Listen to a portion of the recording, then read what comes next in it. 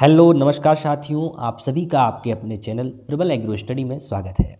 आज की जो वीडियो है वो BSc honours agriculture first semester के सभी साथियों के लिए है। इसमें हम 2021 का जो फंडामेंटल ऑफ एग्रीकल्चर का जो प्रीवियस ईयर का पेपर है उसको देखने वाले हैं। इस वीडियो में खास ये होने वाला है कि हम पेपर को देखने के साथ साथ इसके आंसर्स भी देखेंगे, तो बाद में हम इसके आंसर भी देखेंगे। पेपर के क्वेश्चंस को देखने के बाद इसके हम आंसर्स भी देखेंगे, तो वीडियो को पूरा जरूर देखिएगा क्योंकि आपके जो प्रीवियस ईयर से जो क्वेश्चन पूछे जाते हैं रिपीट होने की बहुत संभावना रहती है और पिछले पेपर्स में आपके पूछे भी गए हैं क्वेश्चंस प्रीवियस ईयर से उठा के। तो इस वीडियो से भी आपको जो है प्रीवियस ईयर के क्वेश्चंस देखने को मिलेंगे। तो उससे पहले मैं कि वीडियो को शुरू करूं, आप लोगों से एक छोटी सी रिक्वेस्ट है सभी मेरे भाई बहनों से कि वीडियो को तुरंत लाइक कर देना और अपने जो फ्रेंड्स हैं उनके साथ शेयर कर देना। बस इतना ही मुझे आपसे चाहिए। तो वीडियो को शुरू करते हैं। पहला क्वेश्चन है विदेशी फसलें। तो क्वेश्चन हम देख लेते हैं, एक्जोटिक क्रॉप क्या होती हैं, तो इसका आंसर हम बाद में बताएंगे आपको। भू परिष्करण एवं जोत, टिलेज एंड टिल्थ क्या होता है। तीसरा क्वेश्चन है, third one is crop density यानी फसल का घनत्व क्या होता है। क्रॉप न्यूट्रिशन, फसल के पोषक तत्व। पांचवा है मोनोकल्चर यानी एकल खेती।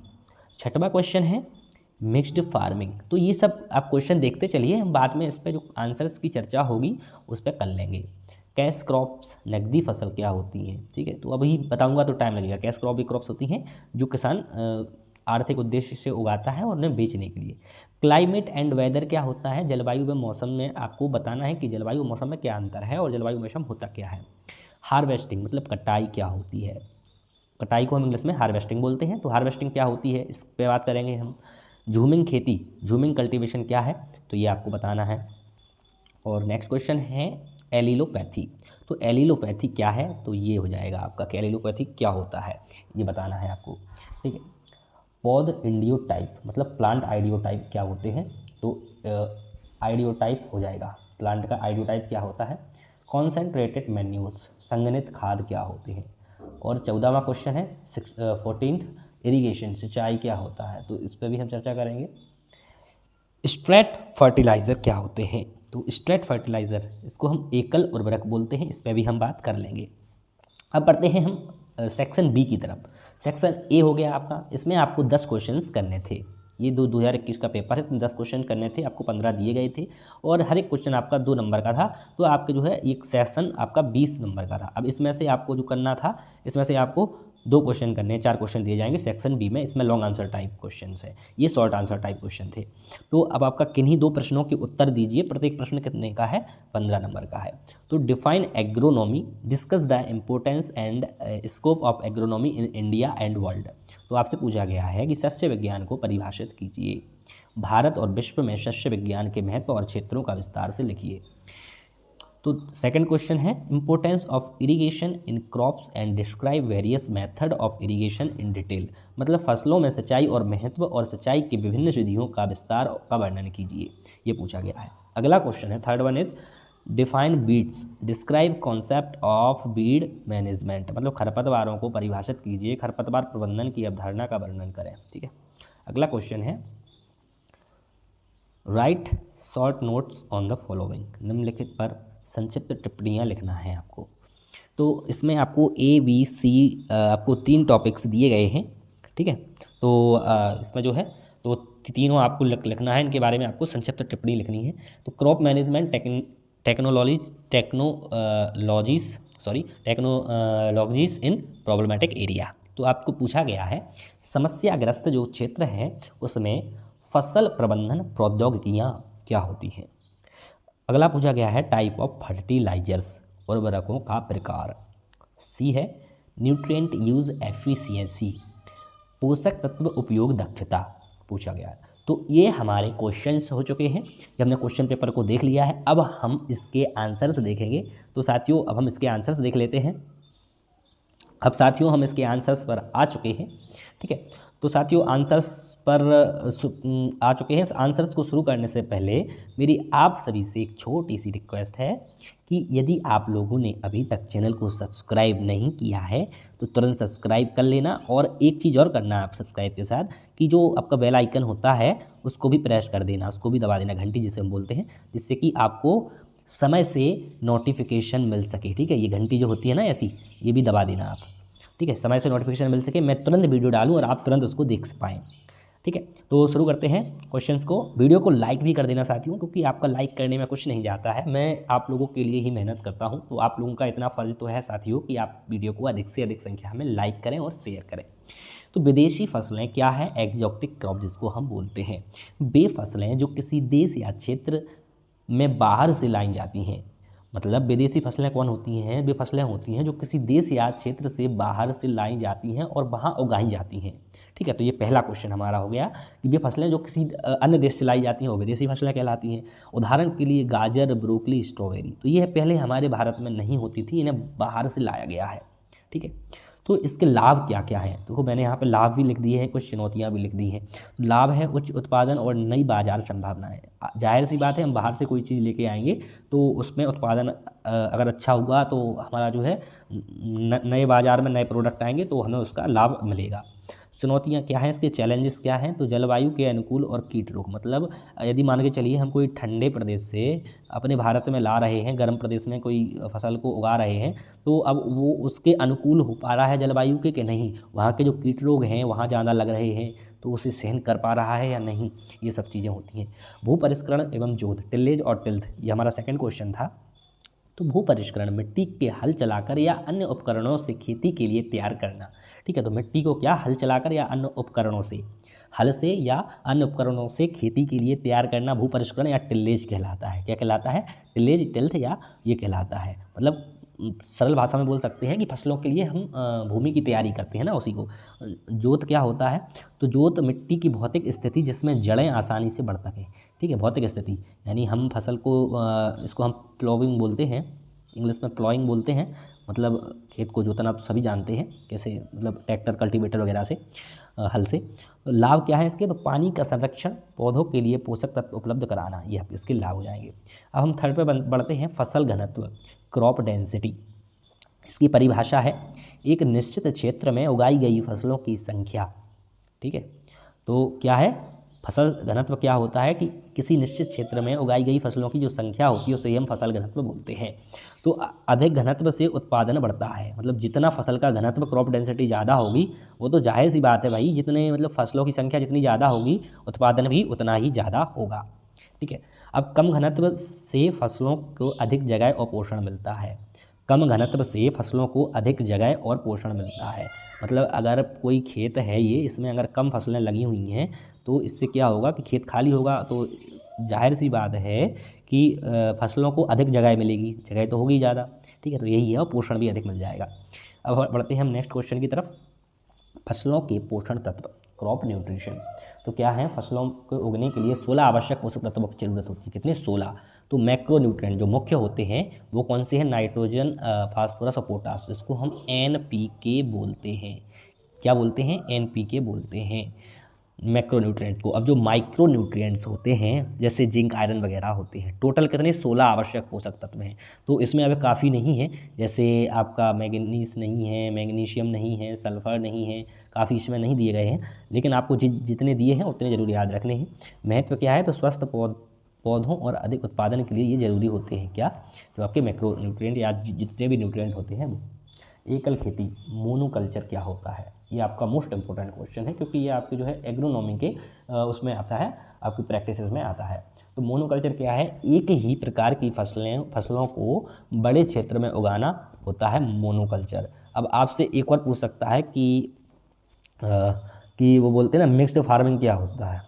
मिक्स्ड फार्मिंग, तो मिक्स्ड फार्मिंग क्या होता है? फसलों के साथ साथ अन्य क्रियाओं को भी करना। मतलब फसलों के साथ साथ अगर आप जैसे पशुपालन कर रहे हैं, ठीक है, उसी को हम बोलते हैं मिक्स्ड। मतलब जो है जैसे पशुपालन या मत्स्य पालन या आपका जो मुर्गी पालन, ये अन्य चीज़ें करते हैं, तो वो आपके आता है मिक्स्ड क्रॉपिंग में।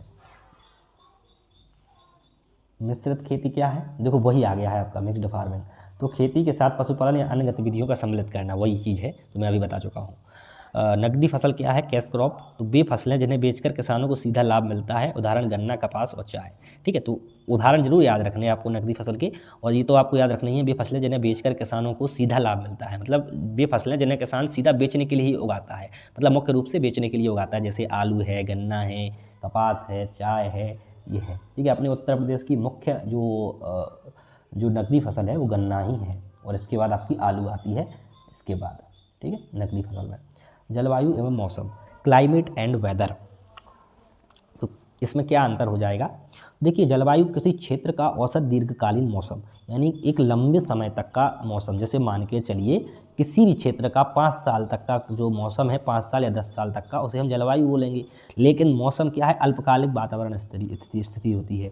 क्या होती है? अल्पकालिक। जैसे मान के चलिए हमारा गर्मी, अल्पकालिक का मतलब 2-2 महीने में बदलता है, 3-3 महीने में, 4-4 महीने में। गर्मी के बाद हमारी जो है बारिश का मौसम आ जाता है, वर्षा का मौसम आ जाता है, ठीक है। बारिश के बाद आपका जो है अभी आपकी सर्दी चल रही है तो सर्दी का मौसम आ जाता है। तो ये सब होता है। तो फसलों की उत्पादकता और चयन में सहायक होती है, इसका ये महत्व है, ठीक है, जलवायु और मौसम का। तो इसके लिए कटाई का क्या है? आपको एक क्वेश्चन पूछा गया था, 9th क्वेश्चन पूछा गया था कि कटाई क्या होती है? हार्वेस्टिंग। तो हार्वेस्टिंग को याद रखिएगा कि जो कटाई होती है, फसल के परिपक्व होने पर उसे खेत से निकालने की प्रक्रिया होती है। क्या होती है कटाई? कि फसल के परिपक्व होने पर खेत से निकलने की प्रक्रिया है, ठीक है। फसल के परिपक्व होने पर खेत से निकालने की प्रक्रिया है। इसके तरीके कौन कौन से कटाई के? तो कटाई तो आप जानते ही हैं, जब फसल हमारी पक जाती है तो उसे हम खेत से काटते हैं और उसे निकालने के लिए अपने यूज़ के लिए निकाल लेते हैं, तो वही आपकी हार्वेस्टिंग होती है। तो मैनुअल हाथ से भी कर सकते हैं और मशीन से भी होता है, ये तो आप जानते ही हैं। सही समय कटाई से नुकसान कम होता है, सही समय पर कटाई तो करनी चाहिए, तो सब नॉर्मल बात है, आपको पता ही है। झूम खेती, झूमिंग कल्टीवेशन क्या है? मोस्ट इंपॉर्टेंट क्वेश्चन है ये, आपका जो है कॉम्पिटेटिव एग्जाम्स में भी पूछा जाता है, ठीक है, एसएससी वगैरह में भी पूछा जाता है, और जो एग्रीकल्चर के आपके नौकरी के लिए पेपर होते हैं उसमें भी पूछा जाता है कि पूर्वोत्तर भारत में प्रचलित स्थानांतरित खेती का तरीका क्या है? तो प्रक्रिया है जंगल जलाकर खेत तैयार करना। मतलब जो है झूमिंग खेती क्या होती है? जंगल को खाली करके जो है खेती करना और फिर उसको छोड़ करके दूसरी जगह खेती करना, ठीक है, ये झूमिंग खेती होती है आपकी। कुछ वर्षों तक फसल उगाना, ठीक है, जंगल काट कर खेत तैयार करना, फिर कुछ वर्षों तक फसल उगाना, और फिर नई भूमि, उसकी जो है फर्टिलिटी कम हो जाती है, भूमि की जो उर्वरता है वो कम हो जाती है, तो फिर नई भूमि को जंगल साफ करके फिर से नई भूमि पर खेती करना, ये होता है आपका झूमिंग खेती। और ये कहाँ प्रचलित है ये ज़रूर याद रखिएगा। तो ये देखिए आपका दिया गया है पूर्वोत्तर भारत में, मतलब आपके जो पूर्वी भारत है, पूर्वी उत्तर भारत है, उसमें पूर्वी उत्तर भारत में यह प्रचलित है, याद रखिएगा। नेक्स्ट क्वेश्चन है एलिलोपैथी। तो एलिलोपैथी क्या होता है? तो परिभाषा इसकी हम देखेंगे पहले। तो एलिलोपैथी वह प्रक्रिया है जिसमें एक पौधा रसायन छोड़कर दूसरे पौधे की वृद्धि, अंकुरण या विकास को प्रभावित कर देता है। तो क्या प्रक्रिया होती है? जो एक पौधा जो है वो दूसरे पौधे की वृद्धि, अंकुरण और विकास को प्रभावित करता है।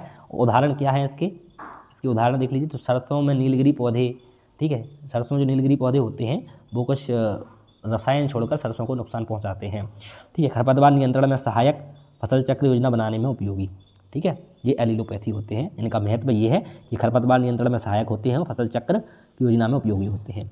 पौधों का जो आइडियोटाइप है वो क्या होता है? ये इंपॉर्टेंट क्वेश्चन है आपका, सारे इंपॉर्टेंट हैं, ये मत सोचिएगा, हर एक प्रश्न को आपको पढ़ना है, समझना है। परिभाषा आइडियोटाइप की हो जाएगी। प्लांट आइडियोटाइप वह पौधा होता है जिसका आकार, संरचना, लक्षण अधिकतम उत्पादन के लिए उपयुक्त होते हैं। मतलब आइडियोटाइप, प्लांट आइडियोटाइप वो होता है जो कि आइडियोटाइप वह पौधा होता है जिसका आकार, संरचना और लक्षण अधिकतम उत्पादन के लिए उपयुक्त होते हैं, ठीक है। उदाहरण गेहूं का बौना प्रकार ड्वार्फ, ठीक है। महत्व क्या है? अधिक पैदावार, कीट और रोग के प्रतिरोधक क्षमता। नेक्स्ट क्वेश्चन है, देखिए संघनित खाद, कंसंट्रेटेड मैन्योर, मतलब संघनित खाद जैसे उर्वरक होते हैं वैसे ही ये संघनित खाद होते हैं। ये मैन्योर्स और उर्वरक अलग अलग होते हैं। तो देखिए एक चीज़ जरूर समझ लीजिएगा, अगर यहाँ पे मैन्योर पूछा गया तो फर्टिलाइज़र भी पूछा जा सकता है आपसे, तो समझिएगा फर्टिलाइज़र क्या होते हैं। तो फर्टिलाइज़र वो होते हैं, फर्टिलाइज़र क्या होते हैं? उर्वरक भी होते हैं जो कृत्रिम रूप से, याद रखिएगा, चाहो तो लिख सकते हो कहीं, कृत्रिम रूप से कारखानों में बनाए जाते हैं। कृत्रिम रूप से कारखानों में जो बनाए जाते हैं वो आपके क्या होते हैं? वह आपके होते हैं उर्वरक। लेकिन जो मैन्योर होते हैं, मैन्योर्स क्या होते हैं? तो मैन्योर्स वो होते हैं जो कि आपके प्राकृतिक तरीके से बन जाते हैं, जैसे कि आपका ऐसे गोबर का खाद होता है, गोबर का खाद, ठीक है। वर्मी कंपोस्ट होता है, वर्मी कंपोस्ट जो कि केंचुए से बनाया जाता है, ठीक है, केंचुए के खाद जैसे हम बोलते हैं। केंचुए को किसान का मित्र भी कहते हैं, ये भी याद रखिएगा। तो परिभाषा क्या है, परिभाषा देखिए, वे खाद जिसमें पोषक तत्व की मात्रा अधिक होती है, ठीक है। वे खाद होते हैं, कॉन्सेंट्रेटेड मैन्योर कौन खाद होते हैं जिनमें पोषक तत्वों की अधिक मात्रा होती है। जैसे कि इसका उदाहरण हम देखेंगे, जैसे हड्डी का चूरा, जैसे हड्डियों का, जैसे जानवर वगैरह जब जो एनिमल्स होते हैं, जानवर मर जाते हैं तो उनकी हड्डियों का कई जगह ये होता है, उनको मैन्योर्स के रूप में इस्तेमाल कर लिया जाता है, उनकी हड्डियों का चूरा बना करके, ठीक है। और रक्त खाद यानी खून जो होता है, रक्त, उसको सुखा करके इससे तैयार किया जाता है। इसमें नाइट्रोजन काफ़ी मात्रा में पाई जाती है। कम मात्रा में अधिक पोषण हो जाता है, क्या है लाभ है इसके, कम मात्रा में अधिक पोषण हो जाता है, मिट्टी की उर्वरता में सुधार हो जाता है। तो क्या होता है कि कम मात्रा, कॉन्सेंट्रेटेड मतलब इनमें अधिक मात्रा में वो पाए जाते हैं, जिनमें पोषक तत्वों की मात्रा अधिक होती है, अधिक मात्रा में पाए जाते हैं, तो कम मात्रा में ही अधिक पोषण हो जाता है। याद रखिएगा, काफ़ी सिंपल भाषा में आपको समझाने का प्रयास किया है मैंने। सिंचाई, इरीगेशन, देखिए मैं आपको एक चीज़ और बताना चाहूँगा कि आप लोग जो है टेलीग्राम को ज़रूर ज्वाइन कर लीजिएगा, हमारे टेलीग्राम चैनल और व्हाट्सएप चैनल, जो कि जिसका लिंक ही मैं डिस्क्रिप्शन में दे दूँगा। और व्हाट्सएप चैनल, इसका जो है लॉन्ग आंसर, ये आपके शॉर्ट्स आंसर हैं, ये एक क्वेश्चन और करवाऊंगा इसके बाद। तो आपका जो लॉन्ग आंसर का है वो इस वीडियो लंबा हो जाएगा, उसका मैं आपको PDF दूंगा, वो भी कहाँ, व्हाट्सएप चैनल पर। तो वहाँ आप लोग ज्वाइन जरूर कर लेना, 2 या 3 लिंक मैं डाल दूंगा डिस्क्रिप्शन में, तो सारे लिंक आप जो है ज्वाइन कर लेना। और लॉन्ग आंसर जो है वो आपको तभी PDF मिलेगा जब आप लोग अधिक से अधिक शेयर करेंगे और ज़्यादा संख्या में आप लोग वीडियो को लाइक करेंगे, ठीक है। लाइक और शेयर आपको करना अनिवार्य है, वरना आपको नहीं मिल पाएगा। सिंचाई वह प्रक्रिया है जिसमें फसलों की आवश्यक मात्रा में प्रदान किया जाता है। तरीके क्या है इसके, नहर, स्प्रिंकलर, ड्रिप सिंचाई आदि हो जाएंगे, ठीक है। नहर, स्प्रिंकलर, ड्रिप सिंचाई आदि हो जाएंगे। फसल की वृद्धि और उत्पादन सुनिश्चित करना, इसका महत्व है। फसल की वृद्धि को यह जो है सुनिश्चित करता है, सूखे के प्रभाव से बचाते हैं, क्या, सिंचाई। सिंचाई वह प्रक्रिया जिसमें फसलों को आवश्यक मात्रा में पानी प्रदान किया जाता है। आप इसे ऐसे भी लिख सकते हो, सिंचाई की परिभाषा, कि कृत्रिम रूप से खेतों में पानी देने की प्रक्रिया, कृत्रिम रूप से खेतों में पानी देने की प्रक्रिया को हम क्या कहते हैं, सिंचाई कहते हैं, ठीक है। लिख लीजिएगा, ये बात आप लिखना चाहें तो ये भी लिख सकते हैं आप। और यहाँ उदाहरण तो आपके दिए गए, उदाहरण तो यही हो जाएंगे, और महत्व भी आपका यही हो जाएगा जो यहाँ लिख दिया गया है। एकल उर्वरक क्या होते हैं, स्ट्रेट फर्टिलाइजर, एकल उर्वरक। तो परिभाषा, वे उर्वरक जो केवल एक पोषक तत्व प्रदान करते हैं, केवल एक प्रदान करते हैं, जैसे कि आपका यूरिया है, केवल नाइट्रोजन प्रदान आपको करता है, ठीक है। उदाहरण में इसका यूरिया हो जाएगा। उदाहरण में देखिए, यूरिया है, नाइट्रोजन इसमें 46% होता है आपका नाइट्रोजन। सुपर फॉस्फेट ये फास्फोरस का होता है, ठीक है।